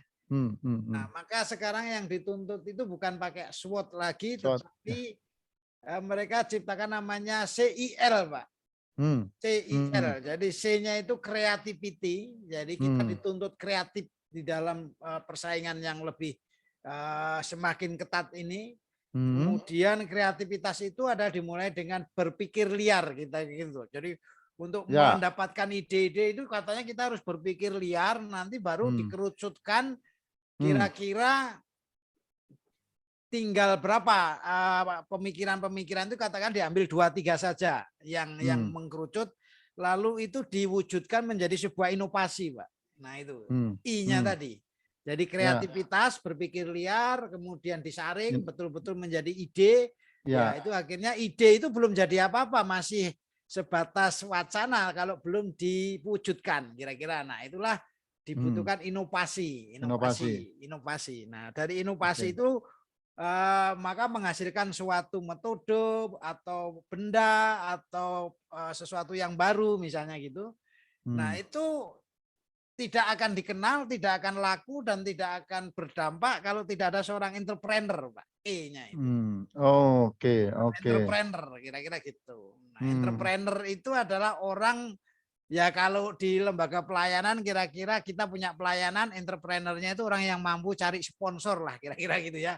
Menjual program pelayanan kita, lalu ada seorang entrepreneur, kita ini pinter bikin pelayanan, tapi enggak bisa menarik orang untuk bekerja sama, membantu. Itu butuh seorang entrepreneur, Pak. Oke. Nah, dari entrepreneur itulah nanti maka sebuah lembaga, perusahaan atau lembaga pelayanan itu akan melahirkan seorang leadership, dipimpin oleh seorang leadership. Makanya disingkat CIL tadi, creativity, innovation, entrepreneur, leadership. Nah, leadership itulah yang menjaga nilai-nilai tadi yang sudah dihasilkan di dalam sebuah lembaga, termasuk bagaimana entrepreneur dan sebagainya itu, disitulah CEO lah kira-kira ya di situ. Kalau di perusahaan CEO gitu. Nah kalau di gereja ini saya tidak tahu apa leadershipnya, apakah sinode atau kadang-kadang kita lihat bisa ketua penatua majelis gitu leadershipnya. Sehingga ini menghambat creativity, innovation, tadi entrepreneur ini jadi tidak segesit dengan dunia di sana, Pak. Ya, kita sering tadi Pak Niel bilang kita sering tertutup, itu ya kita tidak punya konsep yang tadi. Nah ini kan pendekatan-pendekatan yang tadi Bapak bilang tadi kan, kreativitas tadi, lalu inovasi, pendekatan bagaimana memberikan kesempatan ya. Lalu ada bagian entrepreneur yang bisa menjual, lalu leadership. Nah ini menurut saya ini menarik kalau diterapkan di dalam dunia pelayanan, dan kemudian ini maka menjadi pelayanan itu menjadi sesuatu yang bergairah dan memberikan dampak begitu, yang percepatannya kita ini kayaknya kok jalannya lambat gitu loh, Pak, kayak keong dibandingkan dengan teman-teman. Ini orang dunia sana sudah membuat metaverse loh Pak di sana untuk nanti bagaimana menjual barang, berinteraksi secara sosial. Nah ini kita ini dunia gereja ini metaverse saja ada yang saya tanya belum tahu nih apa itu metaverse kan begitu. Kira-kira gitu Pak, pendekatan-pendekatan ini menarik sekali. Ya betul. Jadi memang itu barangkali menjadi problem. Saya terlalu yakin gini Pak Igria. Saya dan keyakinan ini negatif, tetapi pasti kalau sekiranya Superbook itu leadershipnya adalah sinode, itu pasti nggak jalan. Tidak seperti hari ini. Tetapi karena ada lembaga seperti CBN yang menjadi leadershipnya, maka barangkali bisa seperti hari ini. Tapi kalau diserahkan ke sinode, saya di tahun, kalau saya tidak salah di tahun 1999, saya itu sudah mengikuti pertemuan-pertemuan guru-guru sekolah minggu, bukan hanya di sinode, di Gereja Bethel Indonesia di mana saya naungan organisasi saya, tapi saya dulu aktif di PGI Pak, sekolah minggu. Nah, ketika kita waktu itu beberapa kali kita pertemuan, beberapa kali kita rapat dengan hamba-hamba Tuhan di puncak, sampai kalau tidak salah pada waktu itu sampai kita mengundang tokoh seperti Arswendo, bagaimana kita mengelola sebuah sebuah kegiatan. Kan Arswendo pada waktu itu agak lumayan di tahun-tahun itu sudah sampai ke jenjang itu, tetapi semua yang kita putuskan, semua pemikiran, ide-ide yang kita putuskan pada waktu itu kita serahkan akhirnya ke PGI, Persekutuan Gereja-Gereja Indonesia Pusat, gitu. Sampai hari ini kita tidak melihat ide-ide yang begitu sangat cemerlang itu jadi sesuatu yang nyata. Hilang begitu aja mengendap. Itu capeknya kita, gitu. Capeknya kita. Ada yang dari BPM Maluku, ada yang dari Gereja Palu, kita kumpul tuh. Di Kinasi itu terus kita ngundang beberapa, termasuk yang saya ingat waktu itu Arswendo, untuk menyampaikan pemaparan gimana ini dia seorang pada waktu itu dianggaplah sebagai seorang pegiat media lah gitu ya. Wah, kita serap pemikirannya, serahkan ke PGI, diputuskan di sidang plenonya PGI. Ternyata juga sampai hari ini juga cuma catatan kertas. Nah, jadi itu dia Pak. Jadi memang ya udah, leadership-nya itu memang kita berharap ada CBN nanti yang muncul ya, yang lahir, yang lintas gereja, lintas sinode gitu, baru tidak saling mencurigai. Kalau ini produknya GBI pasti dicurigai oleh HKBP. Ya toh? Kalau ini produknya HKBP pasti juga tidak begitu akan diterima dengan terbuka oleh GBI. Nah, ini kan persoalan kita. Tidak melihat kreativitas, tidak melihat inovasinya, gitu ya. Tidak melihat apa sih ini, karena kita memang malas berpikir. Nah, kita sudah terkooptasi dulu di aliran kita, di kelompok kita, di organisasi kita. Itu yang membuat kita hari ini menurut saya begitu sangat sukar untuk bersaing. Gereja begitu sangat sukar hari ini untuk bersaing. Kalau sekiranya gereja ini seperti organisasi, ya, seperti organisasi, untung saja ya, secara teologis gereja itu adalah sebuah organisme ilahi, ya, organisme ilahi yang hidup, yang bergerak. Meskipun barangkali kita tidak bergerak, tapi ada yang bergerak di dalamnya.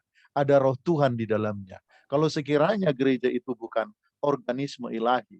Menurut saya dari dulu-dulu gereja itu sudah hilang dari peredaran. Seperti sebuah perusahaan yang sudah kalah bersaing, yang sudah kalah dalam segala hal, tidak bisa mengikuti perkembangan zaman. Saya pikir gereja juga sudah harusnya begitu. Tetapi untung gereja itu sebagai sebuah organisme ilahi, maka sadar atau tidak sadar gitu, ada tangan yang terus membuat gereja itu hidup dan bergerak tanpa disadari. Gitu kira-kira, Pak. Jadi ya, ayo kita berdoa agar banyak lembaga-lembaga Kristiani tertentu yang tidak yang tidak terkait dengan sinode dan apa seperti CBN menjadi leadership dari temuan-temuan kreativitas dan inovasi-inovasi yang kita temukan supaya memberkati lebih banyak gereja dan pekerjaan Tuhan. Itu kira-kira Pak Igrea. Iya Pak, makasih Pak. Oke. Saya kira sudah cukup waktunya Pak Niel dan Pak Igrea. Puji Tuhan, terima kasih untuk diskusi kita malam ini. Saya juga mendapatkan catatan yang sangat banyak ya dari diskusi kita ya. Luar biasa ya. Saya kalau Pak Igrea itu membuat 100 senjata guru sekolah minggu, ya mudah-mudahan nanti saya terpacu untuk membuat 120 paling tidak. Ya, Pak Igrea sudah 100, ya toh. Saya 120, mungkin Pak Neil nanti bisa 150 ya. Amin Pak. Oke, baik. Terima kasih Bapak-Bapak sekalian. Kita akhiri dulu pertemuan kita malam ini dalam doa. Mari kita berdoa. Bapak terima kasih kembali kami